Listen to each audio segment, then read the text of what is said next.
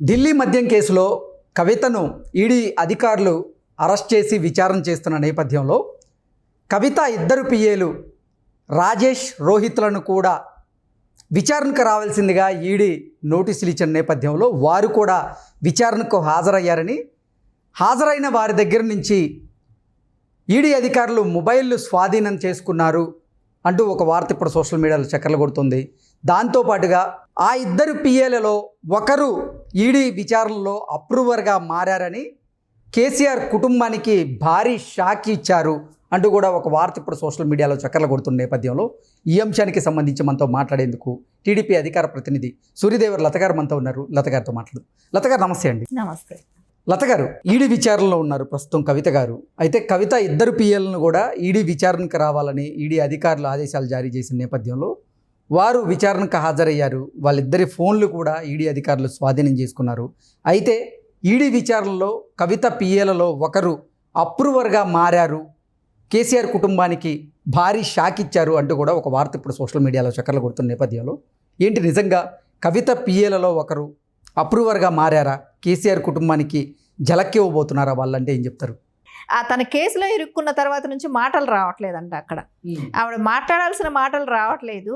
నాకేమీ తెలీదు, అదే కోతికి 3 ఇవి ఉంటాయి కదా, కోతి బొమ్మలకి నేను చూడలేదు వినలేదు అని ఎలా అయితే చెవులు మూసుకున్నట్టు, అలా ఈవిడ ఆ బొమ్మ కోతిని ఫాలో అయిపోతున్నారు. గుర్తులేదు, మర్చిపోయాను అన్నట్టు ఈవిడ మర్చిపోవటం చెప్తుంది. సరే, ఏదేమైనా కూడా రోహిత్, రాజేష్ అనే వాళ్ళని పిలిచి వాళ్ళ దగ్గర ఎంక్వైరీ స్టార్ట్ చేశారు. వాళ్ళలో ఒకళ్ళు అప్రూవల్గా మారారు. ఈవిడ ఫోన్స్ వాళ్ళు తీసుకున్నారు. ఎందుకంటే ఈవిడ మాట్లాడే ఫోన్స్ అన్నీ వాళ్ళకి వచ్చేది. ఈవిడ ఏమనుకుంది, నేను మాట్లాడితే నా ఫోన్లోనే రికార్డు ఉంటుంది, వాళ్ళ వరకు వెళ్ళదు, నేను నా పిఏలు వాడుకోవచ్చు కదా అనుకుంది. సో ఈవిడ అరెస్ట్ అయినప్పుడు పిఏలు కూడా అరెస్ట్ అవుతారనేది ఆవిడ ఊహించలేదా? సరే, వాళ్ళు అన్నీ చెప్తారనేది ఊహించలేదా? సో ఈవిడ ఎన్ని రోజులు నోరు తెరవకుండా ఉంటుంది? ఎన్ని రోజులు నోరు తెరవకుండా ఉన్న రోజులు అన్ని రోజులు కస్టడీలో ఉంటూనే ఉంటుంది కదా. ఈవిడ చెప్పే వరకైతే కస్టడీలో ఉంచుకుంటారు. సో ఈవిడ దగ్గర సాక్ష్యాధారాలు ఈవిడ చూపెడుతున్నారు కాబట్టి, ఈవిడికి ఎవిడెన్స్ దొరికాయి కాబట్టి ఆవిడ అరెస్ట్ చేశారు. ఇలాంటి ఎందుకు అరెస్ట్ చేస్తారు? చేయాల్సిన అవసరం ఉండదు కదా.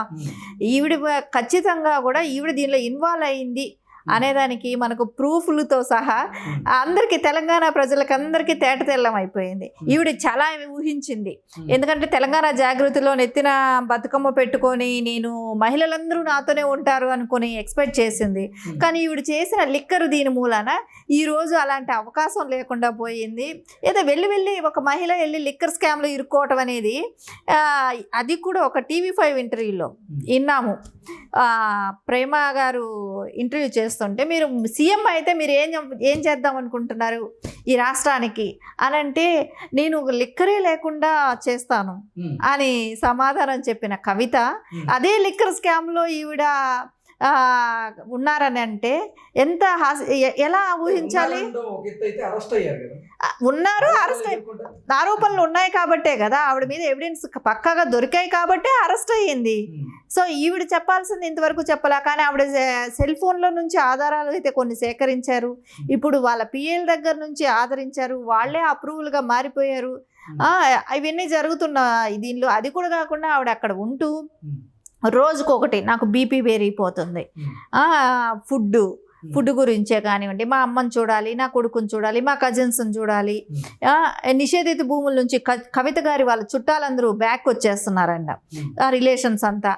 ఇవన్నీ కూడా మనం చూస్తుంటే ఇక్కడ ఖచ్చితంగా కవిత గారు ఎంత పెద్ద స్కామ్ చేసి ఉన్నారు. రేపు తెలంగాణలో ఇప్పుడు ఇది నేషనల్ వైజ్ స్కామ్ ఒకటి, ఇంకా తెలంగాణ స్టేట్లో ఎన్ని స్కాములు చేసింది ఇవన్నీ బయటపడాలి. ఎంత మహిళలు వచ్చేసి రోడ్ల మీద బతుకమ్మకు వచ్చినంత జనాలు మహిళలు వచ్చి రోడ్డు మీద వీరోచితంగా పోరాడతారనుకునింది జైల్లో ఉండి. అంటే ఆవిడ గెస్ట్ చేసింది, నారా చంద్రబాబు నాయుడు గారికి అంత ఇమేజ్, అంత జనాలు వచ్చారు కదా, దానిలో నాకు సగభాగమైన ఉంటారేమో అనుకుందేమో. అసలు వాళ్ళ ఊహలు అలాంటివి కదా. ఎందుకంటే దర్బారు చూపెట్టారు, తెలంగాణ స్టేటే నాది, మేము లేకపోతే ఈ తెలంగాణ ప్రజలు పోయేవాళ్ళు ఇంకా బతకరు అన్న లెవెల్లో వీళ్ళు విశ్వాసంగా ఉన్నారు కాబట్టి ఈరోజు అది ఎక్కడా కూడా మచ్చుకు కూడా కనపడకపోవటంతో అసలు ఇంకా ఆవిడ ఉద్దేశం ఏంటంటే, ఈవిడ చెప్పకపోతే నన్నేమి చేయరు, నేను ఇంక ఇట్లాగే తొందరగా బెయిల్లో బయట వస్తాను, ఎందుకంటే అన్న హెల్ప్ చేస్తాడో, నాన్న హెల్ప్ చేస్తాడో, కేజ్రీవాల్ హెల్ప్ చేస్తాడో, ఇంకా వీళ్ళందరినీ ఆలోచిస్తూ వీళ్ళు హెల్ప్ చేస్తారు, నేను వచ్చేసేయచ్చు అనే ఆ ఊహాగానాల్లో ఉన్నట్టుంది. సో వన్స్ అంటూ ఎవిడెన్స్ అంటూ దొరికాయి కాబట్టి సో ఆవిడ ఎన్ని రోజులైనా పడుతుంది, ఆవిడకి కంప్లీట్ ఆవిడ మీద ఉన్న ఆరోపణలను ఆవిడ ఖచ్చితంగా అయితే ఆవిడ చెప్పాల్సిన అవసరం అయితే ఉంటుంది. నోరిప్పాల్సింది ఈ రోజు కాబట్టి ఇంకా వీళ్ళందరినీ ఆలోచిస్తూ వీళ్ళు హెల్ప్ చేస్తారు, నేను వచ్చేసేయచ్చు అనే ఆ ఊహాగానాల్లో ఉన్నట్టుంది. సో వన్స్ అంటూ ఎవిడెన్స్ అంటూ దొరికాయి కాబట్టి సో ఆవిడ ఎన్ని రోజులైనా పడుతుంది, ఆవిడకి కంప్లీట్ ఆవిడ మీద ఉన్న ఆరోపణలను ఆవిడ ఖచ్చితంగా అయితే ఆవిడ చెప్పాల్సిన అవసరం అయితే ఉంటుంది. నోరిప్పాల్సింది ఈ రోజు కాకపోతే రేపైనా నోరిప్పాలి కదా. నోరిప్పకుండా అట్లా ఉంటే ఎన్ని రోజులు కుదురుతుంది? సరే నువ్వు అక్కడ నోరిప్పకపోయినా రేపు పొద్దున ప్రజలకైనా సమాధానం చెప్పాలి కదా.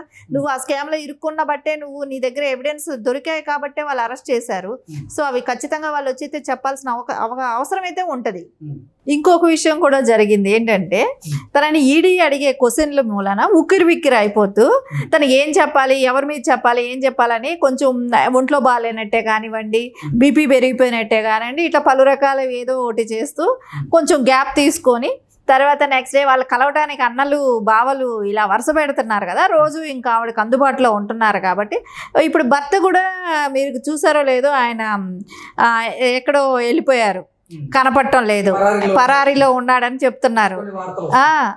ఇది అది కూడా కాకుండా తను కూడా ఏం చెప్తుంది, మీరు నన్ను ఈ విషయంలో నుంచి బయటకు తీయకపోతే నేను మీ అందరి పేర్లు కూడా మొత్తం క్లియర్ కట్ అన్ని చెప్పాల్సి వస్తుంది. సో మీరు ఎంత వీలైతే తొందరగా నన్ను ఇక్కడ నుంచి బయటపడేయండి అనే వార్నింగ్ అన్నకి బావకి ఇచ్చింది. సో రేపు పొద్దున వాళ్ళు ఎంత తొందరగా బయటపడేయటానికి ఏం చేస్తారు, ఎలక్షన్ బిఫోర్ ఉంది.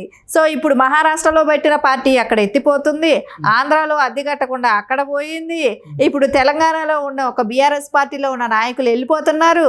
ఇప్పుడు ఏ రకంగా వాళ్ళు బీఆర్ఎస్ పార్టీయే మనుగడ కష్టంగా ఉంటే వాళ్ళకి ఎక్కడ నేషనల్లో ఎక్కడ వాళ్ళకి సపోర్ట్ దొరుకుతుంది, వాళ్ళు ఎవరు ఆదరిస్తారు, ఎవరు వాళ్ళకి అనుకూలంగా ఉండి ఇప్పుడు పనిచేస్తారు అనేది ఇద్దరు పిఏలు కూడా ఇద్దరిలో ఒకరు అప్రూవర్ గా మారారు అంటూ కూడా వార్తలు వస్తున్న నేపథ్యంలో అసలు ఆ కేసులో జరిగిన అవకతవకలన్నీ కూడా ఆ పిఏల్లో ఒకరు బయట పెట్టే అవకాశం ఉంది కాబట్టి అసలు వారు కేసీఆర్ కుటుంబానికి భారీ జలక్ ఇవ్వబోతున్నారంటూ కూడా వార్తలు వస్తుంది. ఖచ్చితంగా, ఎందుకంటే ఇప్పుడు వీళ్ళకి ఇచ్చిన విఐపి ట్రీట్మెంట్ పిఏలకి ఇవ్వరు కదా, వాళ్ళకి ఇవ్వరు కాబట్టి ఖచ్చితంగా వాళ్ళకి ఇచ్చే ట్రీట్మెంట్ వాళ్ళకి ఇస్తారు.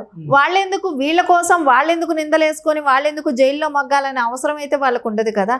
సో వాళ్ళకి ఫ్యామిలీస్ ఉంటాయి, ఇది ఉంటాయి కాబట్టి వాళ్ళు ఖచ్చితంగా అయితే నిజమేంటనేది వాళ్ళు ఆల్రెడీ ఒకళ్ళు అప్రూవల్గా మారిపోయాడు, ఇంకొకడు కూడా ఈ రోజు రేపు మారిపోతారు. మారిపోయి జరిగింది ఏంటి అన్ని అనేది వాళ్ళ నోట్లో నుంచే మొత్తం వస్తుంది. ఇంకా అందరూ ఖచ్చితంగా, ఎందుకంటే ఇప్పుడు వీళ్ళకి ఇచ్చిన విఐపి ట్రీట్మెంట్ పిఏలకి ఇవ్వరు కదా, వాళ్ళకి ఇవ్వరు కాబట్టి ఖచ్చితంగా వాళ్ళకి ఇచ్చే ట్రీట్మెంట్ వాళ్ళకి ఇస్తారు. వాళ్ళెందుకు వీళ్ళ కోసం వాళ్ళెందుకు నిందలేసుకొని వాళ్ళెందుకు జైల్లో మగ్గాలనే అవసరం అయితే వాళ్ళకు ఉండదు కదా. సో వాళ్ళకి ఫ్యామిలీస్ ఉంటాయి, ఇది ఉంటాయి కాబట్టి వాళ్ళు ఖచ్చితంగా అయితే నిజమేంటనేది వాళ్ళు ఆల్రెడీ ఒకళ్ళు అప్రూవల్గా మారిపోయాడు, ఇంకొకడు కూడా ఈ రోజు రేపు మారిపోతారు. మారిపోయి జరిగింది ఏంటి అన్ని అనేది వాళ్ళ నోట్లో నుంచే మొత్తం వస్తుంది. ఇంకా అందరూ చెప్పిన తర్వాత కవిత